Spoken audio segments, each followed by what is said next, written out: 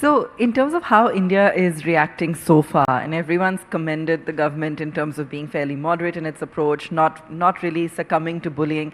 What have you made of it so far? What do you think we could potentially come back with as a strategy, as an offering? Is there something going on behind the scenes? Like you said, there's so many different facets of it, whether it be in exchange for something in agriculture or something in any other sector or industry.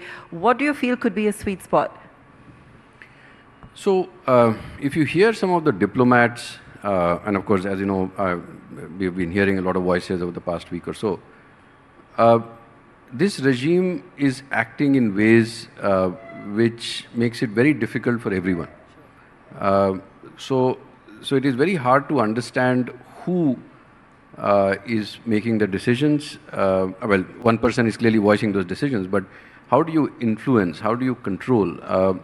Why is it that the sane voices in the US are not trying to control him? And remember that even as we feel what is being done to India and the insult that everyone is very, very clearly feeling, think about Taiwan, think about Korea, think about Japan. I mean, these are countries that are dependent on the Americans for their security. And they are now feeling that. So there is clearly, I think, the way you engage with this regime, we're all learning from it. There are countries that had already agreed on an 11% tariff, and then it goes to Mr. Trump, and this is Vietnam, and suddenly it becomes 19. So I guess the Indian diplomatic establishment is also learning to cope with it.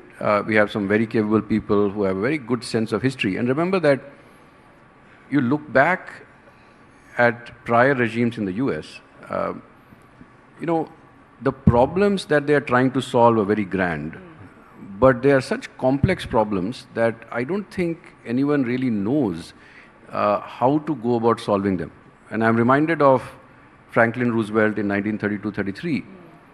He had promised the farmers of the US that he would raise corn and cotton prices, but he didn't know how to do it. In the first 6-9 months, he was doing ridiculous things. He was being advised by some agricultural economists whom everyone has forgotten, who, and the US was buying foreign gold. FDR used to set gold prices from his bedside every morning. It took 8-9 months for them to figure out it was not working, and then they tried doing something else. And that too also worked by an accident. So what I think the regime is doing, like look at tariffs. Now that the tariffs are established, I think it is reasonably clear that in 6 to 9 months, they will figure out they're not working.